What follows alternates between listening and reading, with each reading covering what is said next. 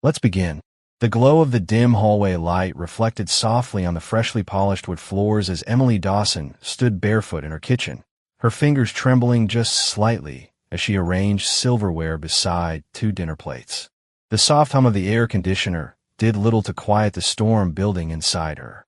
The roast chicken simmered in the oven, glazed perfectly in the orange thyme glaze she knew Brady loved. A chilled craft beer stood on the counter, droplets of condensation gliding slowly down the label like beads of hesitation. But none of this was about love tonight. This dinner was a curtain call. She smoothed the hem of her deep blue dress, the one that hugged her hips and dipped just low enough in front to make a man forget what he was angry about. Her long brown hair had been curled, her lips glossed with soft pink, and she'd even lit a scented candle that hinted at cinnamon and smoke. On the surface, it all screamed romance. But beneath it all, Emily's heart pulsed with a quiet rebellion. 10 years of marriage. 10 years of routines and lukewarm kisses. Brady was loyal, hard-working, emotionally present in the way society praised, but she felt like a ghost in her own body, like she was watching herself live a life someone else had chosen. "I need more," she whispered to herself. Just more. Her best friend, Delilah Reyes, had been in her ear for months, whispering the gospel of liberation through playful smirks and wine-soaked confessions. Delilah had cheated more times than Emily could count. It's not betrayal, she'd always insisted. It's rediscovery. It's survival. And somewhere along the way, Emily had stopped pushing back. She hadn't planned to bring it up tonight. Not until Delilah sent that final text. "You either set yourself free or die polite and miserable. Choose, Em." The front door creaked open, followed by the soft thud of Brady's work boots hitting the foyer rug. He was early. "Hey," he called casually, rounding the corner into the kitchen, loosening his tie. His face was dusted in fatigue, the day clearly etched across his expression. "Smells amazing. You cooking for me, or did I miss a party?" Emily forced a smile. "Just you." Brady eyed the table, the candles, the beer. Then his gaze landed on her. The dress, the perfume, the effort. "You okay?" he asked with a half-smile. "You're glowing." "Sit down," she said, voice steady. "We need to talk." He blinked. Then he did as told. No questions, no snark. Just compliance, like he was bracing for a job interview or bad news from a doctor. Emily sat across from him. Her pulse roared in her ears. "I've been empty," she began, cutting straight to the bone, "for a long time, and I've tried to fix it in the usual ways. Therapy, yoga, even tried journaling. But the truth is, I don't feel alive anymore." Brady stared, fork halfway to his mouth. "I need to feel wanted," she said. "I need to feel something, and I think I need to explore that, outside of us." He lowered his fork slowly. "You're asking me for an open marriage?" "No, not asking." She met his gaze dead on. "Telling you, I've already thought it through. I'm going to see other people. For now, maybe 2 or 3 months. Then we revisit everything." Brady's face didn't twist into rage. He didn't shout or slam the table. That, somehow, was worse. "You already have someone in mind," he said flatly. Emily hesitated, then gave the truth a nod. "Someone at work. But it's not about love. It's about remembering who I am." Brady pushed his plate away and stood, slow and quiet. "Then I'm moving to the guest room. Tonight." She swallowed hard. "Okay. And I'm not going to pretend I'm fine. We're supportive. You're making a choice," he said, backing away, voice calm but frigid. "So I'll make mine." With that, he walked away, silent, dignified. Emily sat alone in the flickering candlelight, unsure if she'd just won her freedom or set fire to everything she loved. And down the hallway, behind a shut door, Brady Dawson didn't scream or cry. He smiled, just a little, because she had no idea what was coming next. Emily woke with the buzz of adrenaline still coursing through her veins. The night before had ended with Zachary Hale, the design consultant from her office, tall, reckless, and charming in that dangerously addictive way. His cologne still clung to her sheets like perfume laced with guilt. She rolled over in the empty king-sized bed, tangled in covers and contradictions. For the first time in years, she hadn't slept alone, and Brady hadn't said a word. She padded barefoot into the kitchen, her silk robe loosely tied, and found the guest room door still shut. No sign of Brady. No breakfast plates. No coffee brewing. Only the eerie silence of a man who is either numb or calculating. Delilah called around noon, her voice bright and buzzing. Tell me everything, sugar. Did Zach leave before sunrise, or did he make breakfast in boxers? Emily laughed nervously. He left before I was fully awake. No pancakes. No cuddles. Delilah chuckled. Perfect. Emotionless is safer. Besides, Brady's not stupid. He knows what this is. Emily bit her lip. He didn't say anything. Of course he didn't. Silent men are the most dangerous. But you're not doing this to hurt him, Em. You're just finding your truth. That afternoon, at work, Zach stopped by her cubicle. He leaned in casually, smelled like cedar and control, and smiled with the kind of mouth that made promises it wouldn't keep. You looked amazing last night, he murmured. Your husband always this quiet. Emily's stomach clenched. He's processing. Processing, huh? Well, while he processes, maybe I swing by again tonight. She hesitated. Sure. That night, they ended up tangled in bed again. Lips, limbs, laughs, and somewhere between the whispers and the wine, Emily convinced herself that she was healing. Becoming. But down the hall, Brady sat at the edge of the guest bed, headphones in, watching something on his laptop with eyes that didn't blink. A small, discreet lens glinted in the corner of the room, another in the hallway, one in the living room, one tucked near the headboard of the master bed. He watched everything, listened, recorded, every giggle, every sigh, every moan Zach pulled from Emily's lips, and he cataloged it, time-stamped it, and named the folder simply Consent. Over the next week, Emily continued her double life. There were brunches with Delilah, late-night drinks with Zach, whispered lies at the office, and stage phone calls to her mother where she pretended the marriage was better than ever. She even started journaling again, writing down dreams of starting her own marketing firm, maybe moving to Austin, maybe even starting over entirely once this phase with Brady ended cleanly. But Brady wasn't idle. At work, a quiet conversation was had with Carlton Ridge, a cybersecurity consultant Brady had once helped out of a lawsuit. In return, Carlton handed over Emily's work computer's full cloud sync history. Every personal note, every email, every office chat. A week later, Zach Hale's engagement to a Seattle art curator became front-page office gossip. Emily didn't even know he was engaged, but Brady did, and he had already emailed her. From a burner account. Subject: thought you should know. Body: check the cloud. It's all there, including what's coming next. B. Emily opened the attached file. Photos. Zach, with his fiancée, at a jewelry store, at a family dinner, at her art exhibit, all from the past 2 weeks. Emily's hands trembled, and then came the video. One of Emily and Zach in the bedroom. Her bedroom. Time-stamped. Clear audio. Clear footage. And her voice saying things she couldn't take back. The panic hit like a truck. She dropped the phone, heart hammering in her ears. She turned toward the hallway, where the guest room door remained closed. No sound. No accusations. No revenge. Just waiting. Brady was quiet. Too quiet.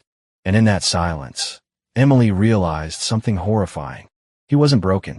He wasn't losing her. He was letting her destroy herself and documenting every piece. And that wasn't heartbreak. That was strategy. Emily's breath came in short, panic bursts as she sat curled on the bathroom floor. The shower water ran, masking her silent sobs, but her mind was louder than any noise. The email replayed in her thoughts like a broken song. Check the cloud. It's all there, including what's coming next. She hadn't heard Brady leave that morning, but she knew he had. His boots were gone. The truck was missing from the driveway. No note, no message, no fight, only silence. And silence was far more terrifying than rage. That evening, Delilah stormed into her apartment unannounced, her heels tapping against the hardwood like war drums. Emily, she hissed, slamming the front door. My office received an anonymous packet. Screenshots, transcripts, emails. Half of it's me and Lucian. The other half is you and Zach. They know. Everyone knows. Emily stared, hollow. It's Brady. He's leaking it all. Slowly. Strategically. Delilah's face paled. How much does he have? Everything. Delilah dropped onto the couch, hands shaking. Lucian's wife showed up at my house. With her lawyer. Screaming. Emily pressed her fingers to her temples. Zach was engaged. I didn't even know. Delilah scoffed. Of course you didn't. Guys like that don't wear warning labels. They wear charm. Then her tone changed, dark and cutting. This was supposed to be empowering, not career suicide. Emily snapped. You told me this would strengthen my marriage. You chose to act. Delilah fired back. I didn't drag you to bed with Zach. Emily opened her mouth, but her phone lit up again. Unknown number. Another message. HR has been notified. Full internal investigation underway. Suggest legal counsel. Her stomach dropped. They're going after my job. Delilah laughed bitterly. Welcome to the club. The next morning, Emily entered her office building to a sea of stairs. Whispers flitted between desks like flies. Her computer had been locked. Security badges revoked. She was escorted out of the building before she could reach her floor. On the steps outside, she received a call from Giih Morato, her boss. I can't protect you, Giih said, tone clipped. There's footage, Emily. Audio. From your own home. Multiple incidents. You were using company time. Company resources. The board's furious. Emily begged. Cried. Pleaded. Nothing helped. By Friday, both she and Delilah were suspended. Zach Hale, in a carefully rehearsed press release, painted himself as manipulated and emotionally deceived. His fiancée left him anyway. But Emily? She had no shield left. And Brady? Still no confrontation. No texts. No emails. Only subtle moves. A leak here, a whisper there. The quiet hand of a man who had mapped the exact pressure points of her downfall. That weekend, Emily arrived home to find a legal envelope on her doorstep. Brady's signature at the bottom. Divorce filing. No alimony. No settlement. Just a neat clause citing documented infidelity, reputational damage, and emotional abandonment. Her lawyer didn't mince words. He's building a bulletproof case. And he has evidence. More than enough to win. Emily crumbled. And Brady? Brady was thriving. At the gym again. At work early. Clean-shaven. Colleagues noted how peaceful he seemed. Neighbors mentioned how polite and calm he'd become. Because revenge wasn't loud. It was exact. It was patient. It was Brady Dawson. And Emily, once so sure of her control, was now nothing but a cautionary tale. The courthouse smelled like old books and cold coffee. Emily sat at the defendant's table, her shoulders stiff beneath the blazer Delilah had lent her, the only one she hadn't worn during her rediscovery phase.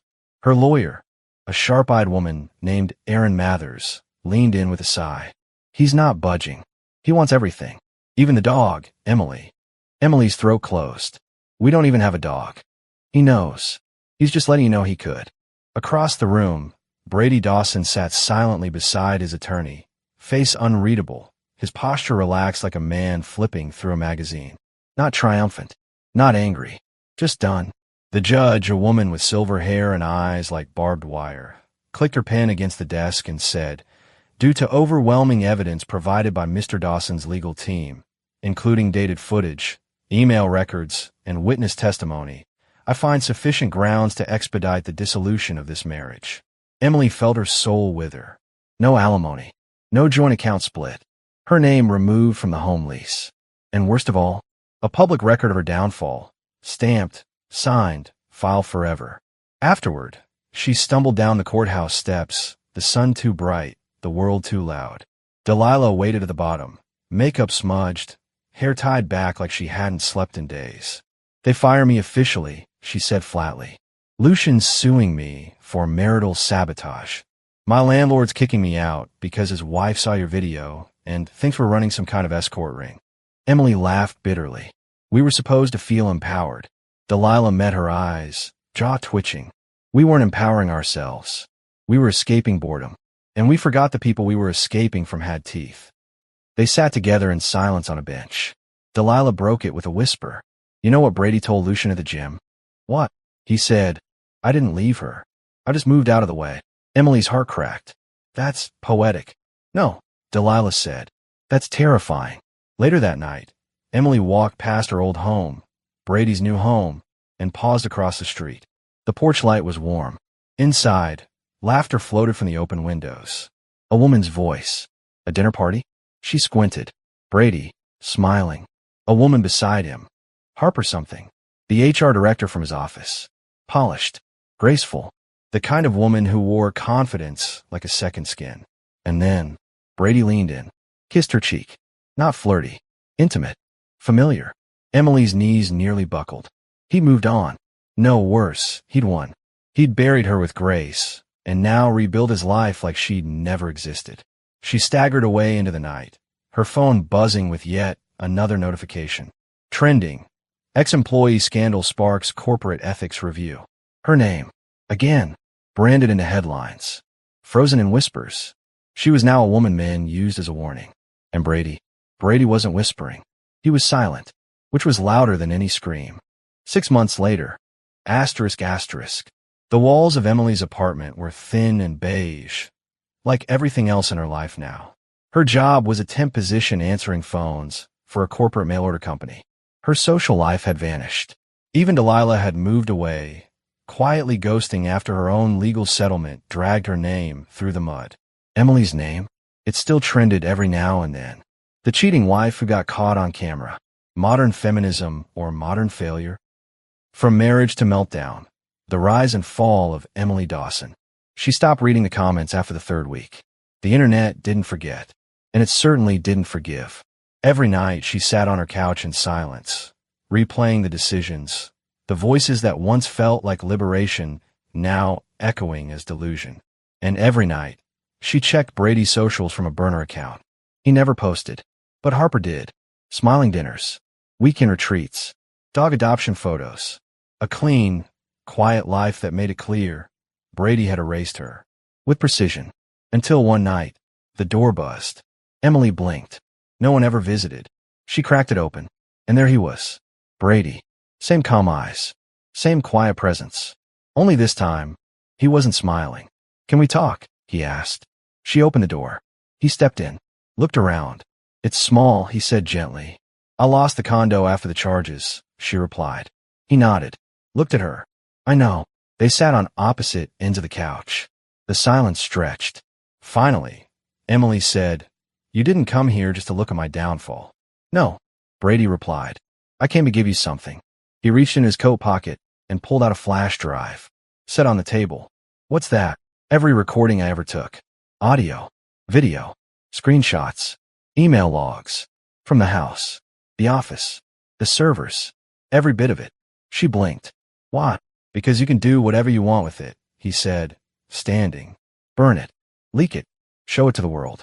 You still have a choice, Emily. You always did. She stared at the flash drive, then back at him. You orchestrated all of it. He paused at the door. No, I just let the truth breathe. You're the one who suffocated it. The door clicked shut behind him. Emily stood frozen, then slowly walked over, picked up the flash drive, and held it like it weighed 1,000 pounds. That night, she didn't sleep. Not because of guilt, but because of the clarity that settled over her like frost. Brady hadn't just ended her. He'd given her a mirror, one she couldn't turn away from anymore. The next morning, she packed the flash drive in an envelope and mailed it. Not to the press, not to HR, not to a lawyer. To herself, to remind her who she had been, and who she couldn't afford to be again. Epilogue. 1 year later, Emily stood at the counter of a small bakery in a quiet town, 4 hours away from the city she once ruled. Her apron was covered in powdered sugar, her hair tied in a bun, her face tired but warm. A young woman in line leaned over and whispered, Are you that woman? From a video. Emily smiled. I used to be. The woman hesitated. You were brave. Emily tilted her head. No, I was reckless. She handed her a box of pastries. But I'm working on brave. Outside, she flipped the sign to closed and locked the door. Some stories end with revenge, some with redemption. Hers ended with silence, and a long, painful walk back to becoming someone new.